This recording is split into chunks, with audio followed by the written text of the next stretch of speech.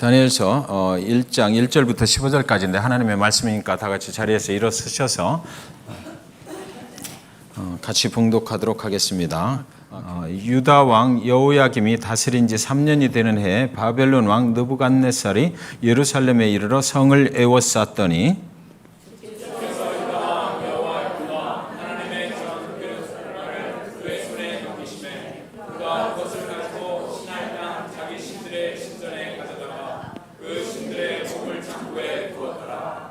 왕이 환관장 아스브나스에게 말하여 이스라엘 자손 중에서 왕족과 귀족 몇 사람 곧 금이었고 흉모가 아름다우며 모든 지혜를 통찰하며 지식에 통달하며 한문에 익숙하여 왕궁에 살 만한 소년을 데려오게 하였고 그들에게 갈대아 사람의 행동과 언어를 가르치게 하였고 또 왕이 지정하여 그들에게 왕의 음식과 그가 마시는 포도주에서 날마다 쓸 것을 주어 3년을 기르게 하였으니 그 후에 그들은 왕 앞에 서게 될 것이더라.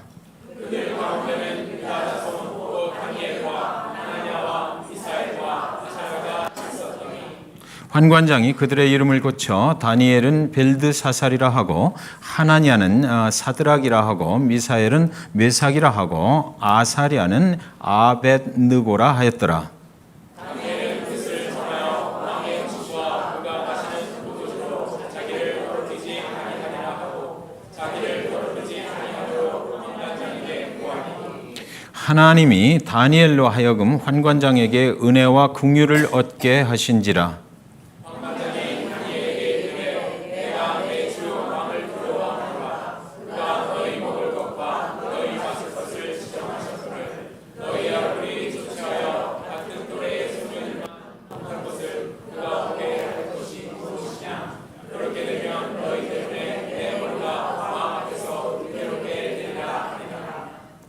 환관장이 다니엘과 하나냐와 미사엘과 아사랴를 감독하게 한 자에게 다니엘이 말하되 청하오니 당신의 종들을 열흘 동안 시험하여 채식을 주어 먹게 하고 물을 주어 마시게 하는데 당신 앞에서 우리의 얼굴과 왕의 음식을 먹는 소년들의 얼굴을 비교하여 보아서 당신이 보는 대로 종들에게 행하소서 하매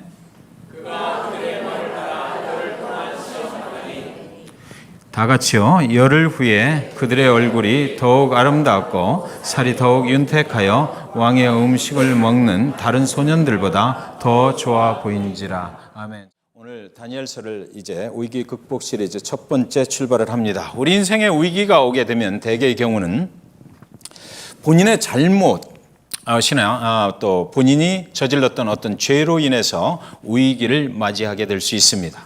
그리고 두 번째는 본인의 실수로 인해서 인생을 살다 보면 많은 실수를 할 때가 있는데 그 실수로 인해서 또 우리는 위기를 직면하게 될 때도 있습니다.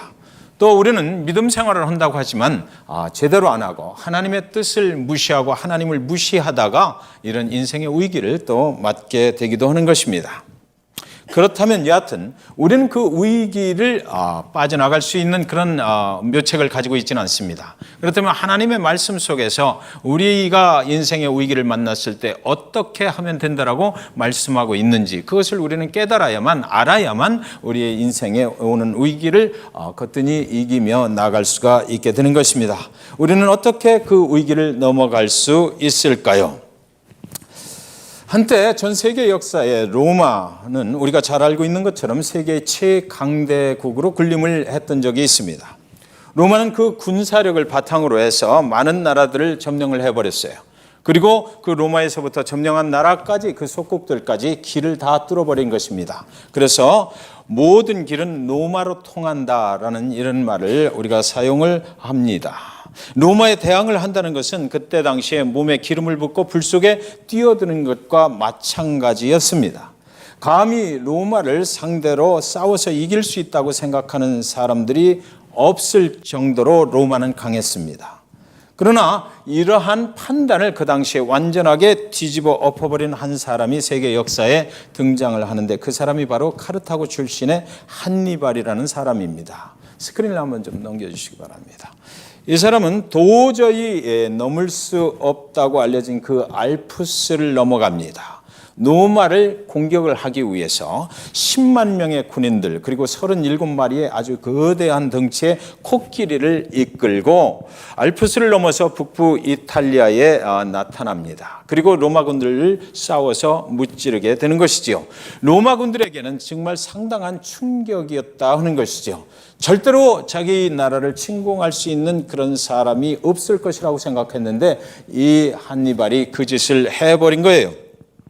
그는 모든 길이 로마로 통한다는 이 통념 자체를 완전히 바꿔버린 것입니다. 그래서 길이 없는 곳을 뚫고 들어가서 로마로 진격을 해 들어갔던 거예요. 알프스 산맥을 넘고 그리고 또 늪지를 향해서 갔습니다. 로마인들이 만들어 놓은 그 길을 간 것이 아니라 로마인들이 전혀 상상도 못할 수 있는 상상하기 힘든 엉뚱한 길로 해서 로마를 진격해 들어갔던 것입니다. 로마인들이 이용하지 않는 아르노 강의 습지를 따라서 3박 4일간 이동을 했고 그 습지 속에서 자기의 눈을 한쪽을 잃게 됩니다. 그래서 멈출 줄 알았는데 이 사람은 많은 병사들을 잃고 나서 자기 눈까지 잃었는데도 불구하고 그는 계속해서 진격을 하고 맨 앞장을 서서 병사들을 이끌고 나가게 됐던 것이에요. 배고픔 그리고 또 피로 이런 것들로 인해서 많은 군인들과 말들이 피해를 입게 됐습니다. 그럼에도 불구하고 여전히 한니발의 군대가 그를 따라 움직였던 것은 그는 명령만 하는 인물이 아니었다라는 것입니다. 그가 직접 앞장서서 스스로 앞에서 장애물을 제거하면서 나를 따르라 그렇게 했던 사람이에요. 고난의 한복판에 서게 되면 우리는 자꾸 멈추려고 합니다. 하나님께서 우리와 함께 하신다는 것을 알지만 그러나 우리가 고난 가운데 들어가게 되면 우리는 자꾸 하나님을 의심하게 되고 여기서 멈춰야 되는 것이 아닌가라고 생각을 하게 되는 것이죠. 그런데 그 한니발이라는 사람은 자기의 몸이 그렇게 상해버렸는데도 불구하고 그는 앞장서서 그의 군대들을 계속해서 인도해 갔던 것입니다. 한쪽 눈이 그렇게 없어졌는데 우리 같으면 어떻게 하시겠습니까? 저와 여러분이 만약 그런 상황이 있고 늪지 속에 들어가 있어서 많은 병사들이 죽어간다고 그러면 여러분들은 어떻게 하시겠습니까? 그는 로마인들이 알고 있는 방법이 아니라도 얼마든지 로마로 갈 수 있다라는 것을 보여준 사람이에요. 모든 길이 로마로 통한다라고 모두가 생각하고 있을 때 한니발은 로마를 이길 수 있는 길은 그 길 말고도 또 있다라는 것을 과감히 보여준 사람입니다. 그런데요, 그렇게 그가 로마에 진격을 해 들어갈 수 있었던 그 담대함이 언제부터 그의 인생 가운데 형성이 됐냐 하면은 그의 나이 9살 때였습니다. 그는 9살 때 자기가 섬기는 신, 하나님은 아니었을 것입니다. 그런데 그 신에게 맹세를 합니다. 내가 로마를 내 평생을 통해서 쳐 부수겠다. 그리고 자기 인생 전체를 그때부터 그 로마를 쳐 부수는데 투신을 하게 되는 것이에요.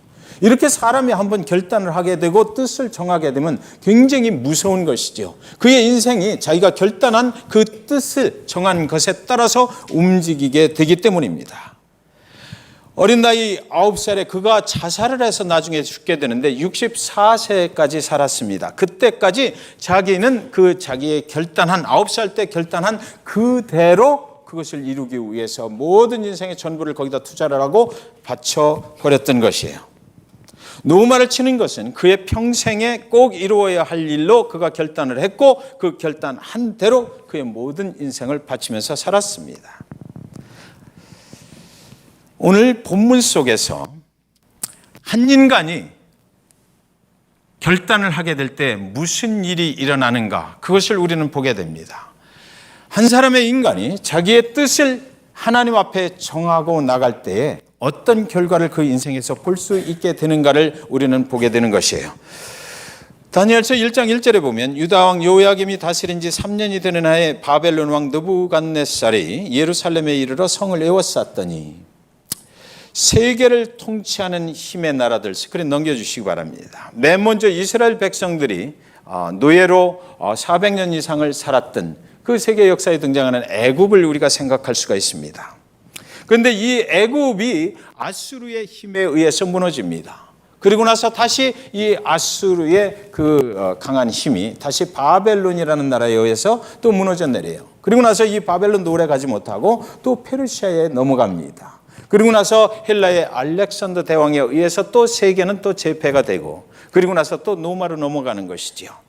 이런 힘이 자꾸만 해서 이렇게 넘어가고 이동하는 그런 것들이 세계 역사에 이렇게 기록이 되게 되는 것입니다.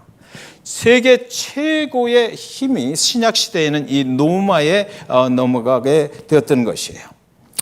오늘 다니엘서는 여기서 보면 아수르가 바벨론에게 먹히고 바벨론이 세계 최강의 나라로 등극을 하고 이스라엘을 정복하는 과정에 있을 때 일어난 일로 여기 기록이 되는 것입니다. 연약한 힘이 없는, 연약하고 내세울 것 없는 이 예루살렘의 백성들을 바벨론의 강한 군대가 들어와서 정복당하게 되었다라는 이야기로 다니엘서는 시작을 합니다. 그때 세상에 강한 힘을 진 바벨론의 왕의 이름은 느부갓네살이었다라고 성경 기록해 놓고 있어요. 사람들이 이제 포로로 바벨론으로 끌려가게 되는 것이죠. 그런데 여러분, 이런 상황 가운데서 한 나라가 힘이 센 바벨론에 의해서 정복을 당하고 그리고 그 나라의 사람들이 포로로 끌려가는 이런 상황 가운데서 저와 여러분이 만약 그때의 이스라엘 백성 중에 한 사람으로 있었다라고 그러면 우리는 무엇을 생각할까요? 참 괴롭다, 어렵다, 힘들다, 앞으로 불확실한 나의 미래, 포로로 끌려가 있는 그곳에서 나는 무슨 일을 당하게 될 것인가 걱정과 염려 속에 살아가게 될 것은 뻔한 것입니다. 그런데 1장 2절에 보니까 이 모든 상황을 이렇게 말하고 있습니다. 주께서 유다 왕 여호야김과 하나님의 전 그릇 얼마를 그의 손에 넘기심에 그가 그것을 가지고 신할 땅 자기 신들의 신전에 가져다가 그 신들의 보물창고에 두었더라. 이 1장 2절의 말씀을 딱 이렇게 살펴보면 이 상황 뭐 하고 벌어지는 이 상황을 주도하고 계신 사람이 하나 있는데 그 사람이 누구다? 주님이셨다라고 말하고 있습니다. 그래서 주께서 모든 상황을 지금 인도해 가고 계시다라는 것이죠. 모든 상황을 이끌고 있는 사람이 분명히 기록되어 있는데 이 다니엘서가 쭉 나오면서 주님께서 인도하고 계신 상황이다라고 1장 2절에 처음 다니엘서 시작하면서 분명히 기록을 해놓고 있습니다. 우리가 믿는 주님이 그렇게 하셨다는 것이죠. 여러분, 어렵다라고 생각될 때 하나님을 믿는 백성들이 고난 가운데 들어가고 어렵고 힘들고 장애물을 만날 때 이 말씀을 우리가 기억하길 원합니다. 주께서 그렇게 하고 계시다라는 것이에요. 우리가 인생의 위기를 만나 하나님 나에게 왜 이런 어려움을 주시는 것입니까? 라고 통곡하며 애통해 할 때 그 모든 상황을 인도하고 계신 분은 바로 다른 세상의 힘이 아니라 우리 주님이 그렇게 하실 수 있다는 것입니다. 우리가 보기에는 눈으로 보기에는 바벨론의 그 힘이 그렇게 만드는 것 같으나 그러나 바벨론을 이용하시는 분도 하나님이시다라는 것이에요. 우리의 상황 속에 온전히 하나님이 앞장서서 우리를 그쪽으로 끌고 가고 계시다라는 얘기가 되는 것이죠. 그러므로 우리는 항상 성경 말씀 속에서 배우고 또 그렇게 해야 되겠다라고 결단을 하는 것은 뭐냐면 어려운 상황이 닥쳤을 때 그 상황을 바라보지 말고 그 상황 뒤에서 역사하고 계시는 우리 주님을 바라보아야 된다라고 우리는 말하지 않습니까? 3절, 4절, 5절에 보니까 왕이 환관장 아스부나스에게 말하여 이스라엘 자손 중에서 왕족과 귀족 몇 사람 곧 흠이 없고 용모가 아름다우며 모든 지혜를 통찰하며 지식에 통달하며 학문에 익숙하여 왕궁에 설만한 소년을 데려오게 하였고 그들에게 갈대아 사람의 학문과 언어를 가르치게 하였고 또 왕이 지정하여 그들에게 왕의 음식과 그가 마시는 포도주에서 날마다 쓸 것을 주어 3년을 기르게 하였으니 그 후에 그들은 왕 앞에 서게 될 것이더라. 지금 벌어지고 있는 상황을 아주 구체적으로 기록해 놓고 있습니다. 그런데 1장 2절에 우리가 봤던 것처럼 이 모든 상황 뒤에 계신 분이 누구라고요? 하나님이시다라는 것이에요. 바벨론의 느부갓네살 왕은 이스라엘과 다른 나라들을 정복한 후에 그들 중에서 왕족과 귀족들을 먼저 왕궁으로 불러들였습니다. 그리고 그 왕족과 귀족들 중에서도 흠이 없고 용모가 아름답고 지혜가 있고 지식이 출중한 소년들을 특별히 왕 옆에서 훈련을 시키게 되었던 것이에요. 바벨론의 학문을 배우고 익히게 만드는 것입니다. 그래서 그들이 이제 앞날의 바벨론의 커다란 지도자들이 될 수 있도록 양성을 해가는 것이죠. 세계 최강대국으로 계속해서 군림을 하기 위한 바벨론의 그 작전이 거기에 있었던 것이에요. 그들은 왕이 내리는 음식만 먹어야 했습니다. 왕이 허락한 포도주만 마셔야 했어요.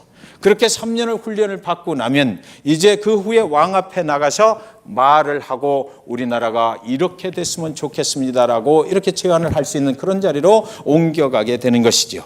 6절에 그들 가운데는 유다 자손 곧 다니엘과 하나니아와 미사엘과 아사랴가 있었더니, 거기 뽑혀온 사람 중에 한 사람이 바로 다니엘이었습니다. 그렇다면 오늘 우리는 이런 질문을 하게 되는 것이에요. 다니엘이 지금까지 내용으로 봐서 거기 끌려온 것입니까? 아니면 뽑혀온 것일까요? 네? 뽑혀왔어요? 끌려왔어요? 여러분 어떻게 생각하세요? 지금 성경이 다니엘이 거기 가 있다라고 그러는데 뽑혀왔을까요? 끌려왔을까요? 묻혀왔어요. 지금 다니엘의 상황은 자신이 원해서 여기 온 것이 아니죠. 상황 자체로 보면 그래요. 자신이 오기 싫었는데 잡혀온 것이면 분명해요. 그런데 여러분 성경은 2절에서 보신 것처럼 그가 여기에 온 것은 주께서 인도하신 것이다 라고 말하고 있잖아요. 주께서 하셨다면 편안하고 좋은 곳으로 맑은 시냇물가로 인도를 하셔야지 어떻게 이런 원하지 않는 곳으로 끌려오게 하셨단 말입니까? 라는 질문이 우리 가운데 생기게 되는 것이죠. 여러분이 잘 아시는 요셉의 경우를 한번 생각해 보시기 바랍니다. 요셉의 형들의 그 미움을 받아서 애굽의 노예로 이렇게 팔려가잖아요. 아니면 애굽의 상인들이 그를 뽑아갔다고 우리가 말할 수가 있어요? 그렇지 않잖아요. 그때 그 상황만을 보면 그의 생명값을 형들이 받아가지고 그리고 그는 버림받아서 끌려간 사람이 되는 것입니다. 인간이 아니라 노예라는 하나의 물건이 되어서 요셉은 팔려갔어요. 그런데 요셉의 인생에 엄청난 위기가 이제 계속해서 닥쳐오게 되는데, 그런데 성경은 그 후 오랜 시간이 지난 후에 그가 애굽의 국무총리가 됐을 때 그 상황을 깨끗하게 정리해버리는 한마디를 성경이 기록해 놓고 있는데, 말하기를 형들을 구원하기 위해서 하나님이 나를 이곳에 먼저 보냈다라고 말을 하는 것입니다. 그러니까 하나님께서 그를 뽑아서 미리 그곳에 보냈다라는 결론에 우리는 이르게 되는 것입니다. 오늘 다니엘이 바벨론의 왕궁으로 잡혀온 것입니까? 끌려온 것입니까? 뽑혀온 것입니까? 네, 다니엘은 뽑혀온 것입니다. 하나님께서 그를 통해서 하실 계획이 있으셨어요.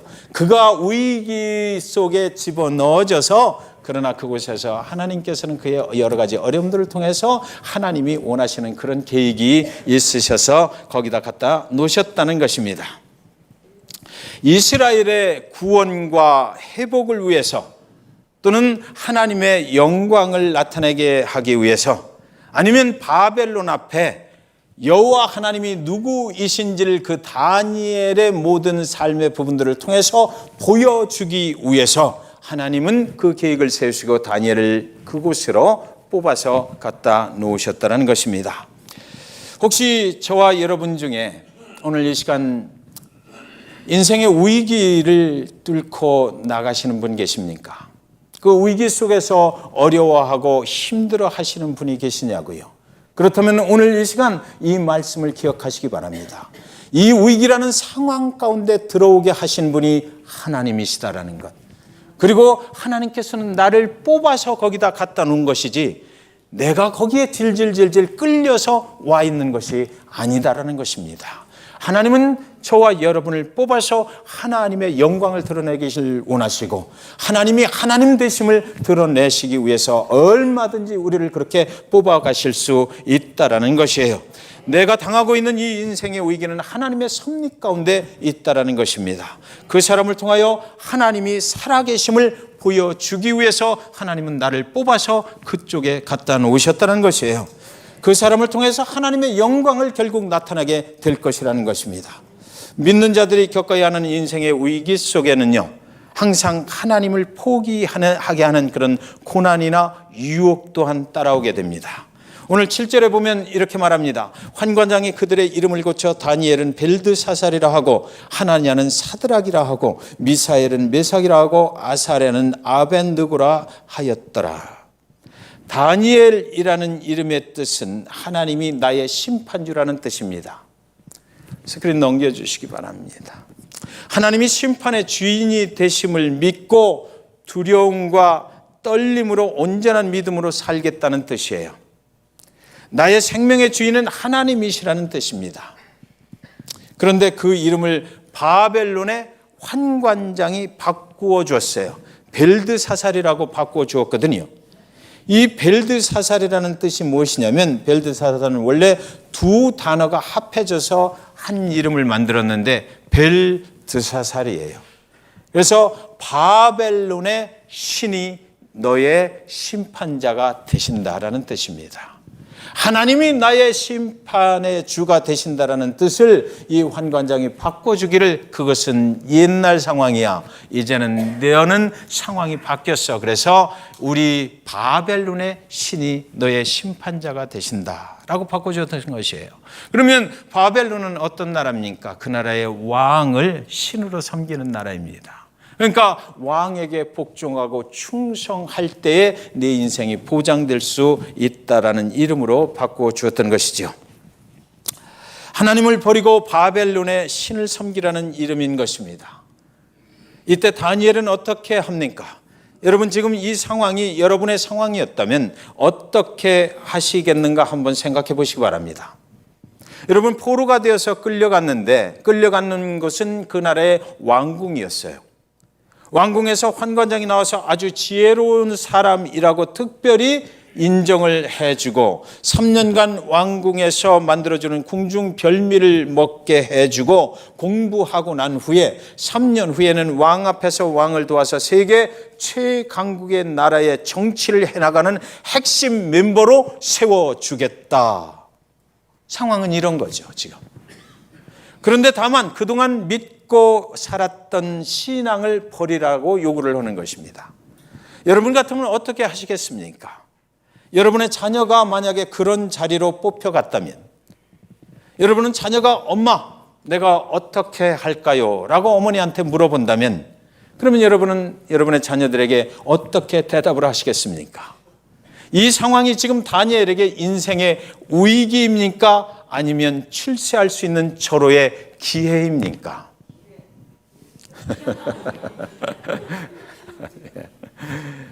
한번 생각해 보세요.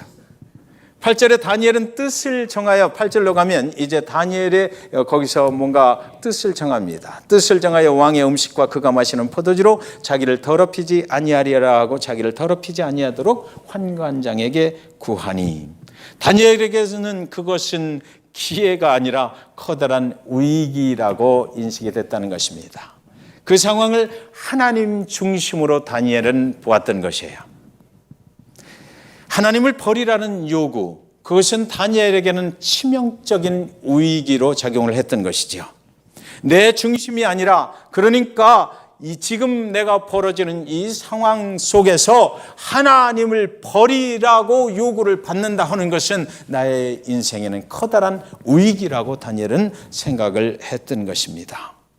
이것은 출세할 수 있는 절호의 기회라고 생각이 된 것이 아니라, 내가 신앙을 저버리고 어떤 세상에 아무리 좋은 것을 내게 준다 할지라도 그것은 내 인생의 위기가 될 것임을 그는 알고 있었던 것입니다. 그래서 그 환관장이 내려주는 그 음식을 먹으면 자신을 더럽히게 된다라고 그는 생각을 했던 것이에요. 그래서 나는 죽으면 죽으리라. 그래서 도대체 나는 그렇게 할 수 없다라고 그것을 거절을 해버리는 것이지요. 여기 성경에는 그저 그냥 그렇게 했다라고 적혀 있지만 만약에 그 상황 속에 저와 여러분이 계셨다라고 한번 생각해 보세요. 이 결정이 그렇게 쉬운 결정은 절대 아니었을 것입니다. 창창대로 미래를 보장해 주겠다라는 그 당대의 세계 최강국의 그 왕궁에 들어가서 그 왕이 너의 조언을 내가 듣고 정치를 할 테니까 내 옆에 있어 줄 그런 자리를 보장을 해준 그 자리를 내가 거절을 할 수 있다라는 것은 보통의 그 결정이 아닌 것입니다.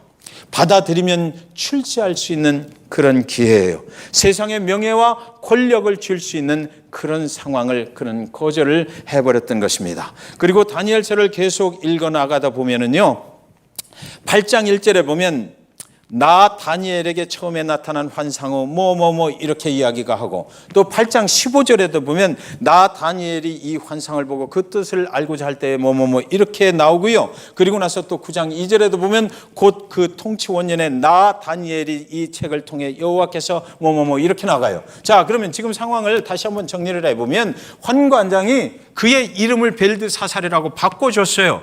그런데도 불구하고 다니엘은 자기가 말할 기회가 있으면 꼭 이야기를 하기를 나 다니엘은 이렇게 얘기하는 거예요. 그 왕궁에 있는 다른 사람들이 부를 때는 벨드사살아 이렇게 분명히 불렀을 것입니다. 그런데 이는 대답할 때 나 다니엘은 이렇게 대답을 하는 것이에요. 그래서 내가 하나님이 나의 심판자가 되신다, 내가 믿는 주는 바벨론이 아니라 하나님이시다라는 것을 분명하게 계속해서 말을 했던 것이죠. 나는 하나님의 백성이다라는 것입니다. 나는 그 하나님을 버리고 살 수 없는 사람이다. 어떤 위기가 나한테 찾아온다 할지라도 나는 내가 믿는 하나님을 버릴 수가 없다라고 자기의 정체성을 분명하게 말하고 있었던 것입니다. 왕의 음식과 그가 마시는 포도주로 자기를 더럽히지 아니려 하리라고 자기를 더럽히지 아니하도록 환관장에게 구하니 나를 더럽히지 마십시오라고 계속해서 그는 이야기를 했던 것이에요. 이제 내가 죽음을 당할지 모르잖아요. 그렇죠? 왕의 명령을 거역했을 때 당하는 것은 죽음일 가능성이 큽니다. 그런데 참으로 이상하지요. 환관장이 이렇게 나오는 그 다니엘에게 오히려 성경은 말하기를 은혜를 베풀었다라고 말해요. 다니엘이 이런 제안을 합니다. 앞으로 열흘 동안 왕의 음식을 먹은 자들과 그 음식을 거절하고 채소와 물만 먹은 다니엘의 얼굴을 비교해서 그때 결정을 하자라고 이렇게 제안을 해요. 그것이 환관장에게 받아들여져요. 이 상황이 뒤에서 누군가가 조정을 하고 있다는 생각이 들 수밖에 없는 것입니다. 그래서 열흘이 지나고 나서 비교해 보았더니 1장 15절에 열흘 후에 그의 얼굴이 더욱 아름답고 살이 더욱 윤택하여 왕의 음식을 먹는 다른 소년들보다 더 좋아 보인지라. 이 가능할까요? 왕이 내려주는 산의 진미를 안 먹고 채소와 물만 먹고 지냈는데 열흘 후에 그 산의 진미를 먹은 자들보다 얼굴에 빛이 더 좋았다라는 것이에요. 다니엘이 좋은 화장품을 가지고 들어갔을까요? 그렇지 않겠죠. 그런데도 불구하고 이런 결과가 나오는 것은 1장 2절에 누가 인도하고 있다? 주께서, 하나님께서 그 상황을 인도하고 계시다라는 것입니다. 저는 여러분, 위기가 오면 하나님께로 그래서 우리는 뜻을 정해야만 합니다. 우리 눈앞에 있는 상황이 무엇인가를 우리한테 더 던져줄 것 같고 더 많은 것으로 우리에게 혜택을 줄 것 같아도 만약 그것이 하나님을 저버리라는 요구가 있는 것이라면 우리는 절대로 그렇게 따라가서는 안 된다는 것입니다. 위기 속에서 우리는 많은 혼란을 겪게 되고 위기 속에서 우리는 어떻게 하면 될까라고 많은 생각을 하게 되지만, 그러나 저와 여러분 믿는 하나님의 백성이라면 우리가 어려움 중에 있을 때, 장애물을 만났을 때, 우리의 삶의 터전들을 다른 곳으로 옮겨가게 됐을 때 여러 가지 상황 속에서 우리가 꼭 기억해야 될 것은 내 뜻을 항상 어디다 정해야 된다? 하나님께 정해야 된다는 것이에요. 그러면 주께서 우리를 인도해 주신다는 것이지요. 다니엘에게는 기회가 아니라 그것은 위기였어요. 기회가 아니라 믿음을 버리라고 강요당하는 인생의 위기였던 것입니다. 세상에서 아무리 좋은 것을 준다 해도 그것이 믿음을 버려야 하는 것이라면 그것은 정말 위기를 자초하는 것이 되고 마는 것이에요. 하나님을 가장 자신의 인생의 최우선의 자리에서 내려오게 한다면 그것은 절대로 기회가 아니다라는 것입니다. 아무리 좋은 것일지라도 하나님을 버려야 하는 것이라면 그것은 인생의 위기를 더욱더 자초하게 되는 것이다라는 것입니다. 여러분, 우리 교회는 잭슨빌에 꼭 필요한 교회가 되자고 우리는 그렇게 하나님의 뜻을 정했습니다. 그 하나님의 뜻대로 살아가기로 뜻을 정했어요. 이것은 말로만 외치는 구호가 아닙니다. 그 일을 위해서 우리는 결단하고 헌신하는 것입니다. 우리는 결단만 하고 끝나는 것이 아니고요. 이 복음을 위해서 하나님의 교회에 헌신하셔야 하고 거룩한 진심 어린 예배를 우리는 드려야 되는 것이에요. 하나님의 말씀으로 우리가 먼저 거듭나야 하는 것이고 누가 보더라도 함부로 할 수 없는 죽으면 죽으리라의 그 결단과 헌신이 필요할 때에 그것에 헌신하고 결단하고 나갈 때 우리는 잭슨빌 이 사회 속에서 꼭 필요한 교회로 하나님의 교회로 남을 수가 있게 되는 것입니다. 결단한 대로 살아야 하는 것이에요. 여러분, 사도 바울은 갈라디아서 2장 20절에서 그의 인생을 이렇게 얘기해요. 내가 그리스도와 함께 십자가에 못 박혔나니 그런즉 이제는 내가 산 것이 아니요 오직 내 안에 그리스도께서 사신 것이라. 이제 내가 육체 가운데 사는 것은 나를 사랑하사 나를 위하여 자기 몸을 버리신 하나님의 아들을 믿는 믿음 안에서 사는 것이라. 여러분, 우리 교회는요 다른 교회들처럼 사단의 역사에 휘말려 쓰러지지 않을 것입니다. 저는 믿습니다. 잭슨빌의 수많은 교회들이 하나님을 제대로 섬기지 못하고 사단의 역사 가운데 휘말려서 잭슨빌의 교회 히스토리가 아무리 좋지 않다라고 해도 잭슨빌 중앙침례교회는 이제 우리가 하나님 앞에 결단한 대로 잭슨빌에 꼭 필요한 교회로 살아남게 될 것입니다. 그래서 이 땅에서 잭슨빌 중앙침례교회를 바라보면서 비웃음치고 있는 이 사단의 역사에 우리는 영적인 싸움을 거는 것입니다. 하나님의 이름으로 우리는 싸워 나가고 우리는 승리하게 될 것이에요. 그래서 오늘 이 아침에 잭슨빌 중앙침례교회에서 하나님을 예배하시고 계시는 성도님들하고 또 우리 교회 웹사이트를 통해서 오늘 말씀을 함께 들 모든 밖에 계시는 분들하고 그리고 우리 잭슨빌 중앙침례교회를 어떻게 하면 회파시킬 수 있을지 시시탐탐 비웃고 수치를 주려 하는 그 숨어있는 악한 거짓 영들 앞에 여호와 하나님의 이름으로 오늘 선포하기를 원합니다. 예수 그리스도의 이름으로 명하노니 모든 사단의 역사는 물러갈지어다.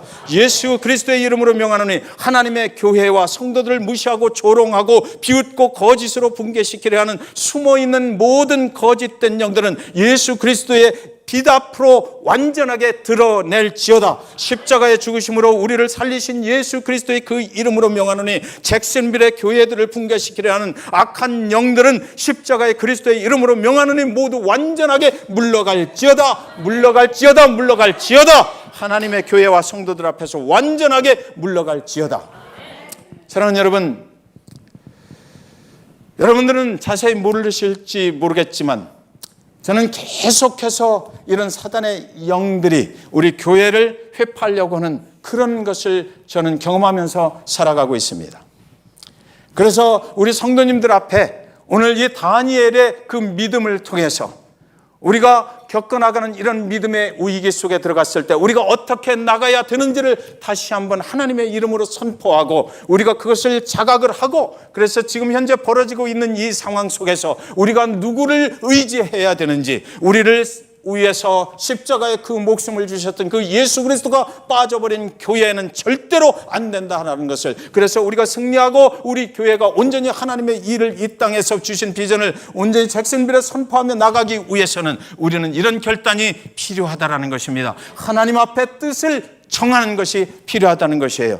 여러분, 때때로 우리가 신앙생활하면서 어렵고 힘들 때를 우리는 만나게 됩니다. 그러나 꼭 기억하십시오. 이때 우리는 더욱더 하나님 앞에 뜻을 정해야만 합니다. 하나님의 능력으로만 내가 살겠다. 하나님을 믿는 그 믿음을 버리지 않겠다. 우리가 아무리 힘들고 어려운 상황이 우리 가운데 닥쳐온다 할지라도 우리는 오늘 이 제단에서 선포한 것처럼 예수 그리스도의 이름으로 모든 사단마귀 역사를 물리치고 우리는 영적인 싸움에서 승리할 것을 매일같이 저와 여러분의 삶 속에서 선포하시면서 나아가시게 되기를 주님의 이름으로 간절히 축원드립니다. 사도 바울은 이렇게 말합니다. 디모데후서 4장 6절 8절 유언을 이렇게 썼어요. 전제와 같이 내가 벌써 부어지고 나의 떠날 시각이 가까웠도다. 나는 선한 싸움을 싸우고 나의 달려갈 길을 마치고 믿음을 지켰으니 이제 후로는 나를 위하여 의의 면류관이 예비되었으므로 주 곧 의로우신 재판장이 그날에 내게 주실 것이며 내게만 아니라 주의 나타나심을 사모하는 모든 자에게 도니라. 하나님 앞에 뜻을 정한 모든 사람들 그 앞에 하나님이 온전히 심판자가 되주실 것이다라는 것이에요. 자기는 그렇게 살았다는 것입니다. 하나님 앞에 뜻을 정한 그 이후로 남은 인생 모두를 나는 그렇게 살았다. 로마의 감옥 속에서 죽음을 앞두고 죽기 1년 전에 쓴 그 유언의 편지가 바로 이 말씀입니다. 사랑하는 성도 여러분, 그리고 잭슨빌 중앙침례교회가 그리고 우리가 살고 있는 잭슨빌이 신앙으로 위기를 맞고 있다라고 저는 생각합니다. 저는 하나님의 말씀 안에 뜻을 정해야만 한다라고 생각해요. 이것이 없이는 우리는 살아남을 수가 없어요. 이것이 없이 우리는 하나님의 교회를 그 사역을 계속해 나갈 수 없습니다. 이것이 없이는 저와 여러분이 예배할 때에 이런 결단이 없이는 우리는 사단의 역사를 이길 재간이 없다라는 것입니다. 우리는 하나님께 뜻을 정하고 믿음의 사람으로 변화돼야만 합니다. 믿음의 사람이 어떻게 기도하고 믿음의 사람이 어떻게 예배하고 믿음의 사람이 하나님의 교회를 통해서 어떻게 헌신하고 어떻게 매일같이 결단하고 새로운 변화 속으로 들어가기를 원하고 그래서 내 인생이 정말로 거듭난다처럼 변해버려서 다른 세상 사람들이 볼 때 사단의 역사가 볼 때 저 감히 건드릴 수 없는 그래서 믿음이 돈독한 그래서 신앙으로 똘똘 뭉쳐진 어떤 인생의 위기가 오고 고난이 온다 할지라도 하나님을 저버릴 수 없는 그런 믿음의 사람으로 보여질 때에 우리가 하나님의 사역을 계속 해나갈 수 있다는 것입니다. 뜻을 정해야만 합니다. 하나님이 원하시는 뜻대로 내가 순종하겠다 결단을 해야 됩니다. 하나님이 원하시는 뜻대로 살아가는 데 있어서 하나님의 백성들이 있는 잭슨빌 중앙침례교회 이 성도들이 어려움을 겪는다 할지라도 우리는 하나님만 바라보겠다라고 우리는 선포하고 그 뜻을 하나님께 정하고 나아갈 때에 우리는 살아남을 수가 있는 것입니다. 여러분 실질적으로 세상에 많은 교회들이 얼마나 어려움을 겪고 있습니까? 이 잭슨빌 여러분들이 잘 아시는 것처럼 너무나 많은 교회들이 어려움을 겪고 있는 것 사실입니다. 여기서 우리는 어떻게 하면 하나님의 일을 계속해 나갈 수 있고 복음을 증거할 수가 있을 것인가? 우리는 너무나 쉽게 생각하고 너무나 제3자적인 입장에서 보고 있는 것은 아닌가? 저와 여러분이 하나님의 백성이라면 우리에게도 다니엘처럼 그런 하나님 앞에 뜻을 정하고 무슨 한이 있어도 내가 하나님 믿음을 저버리지 않겠다는 그런 결단이 필요한 것입니다. 그래서 하나님의 사람은 하나님의 말씀에 승부를 걸어야 합니다. 우리가 세상의 어떤 권력으로 승부를 거는 것이 아니에요. 세상의 어떤 명예로 승부를 걸어서는 안 되는 것입니다.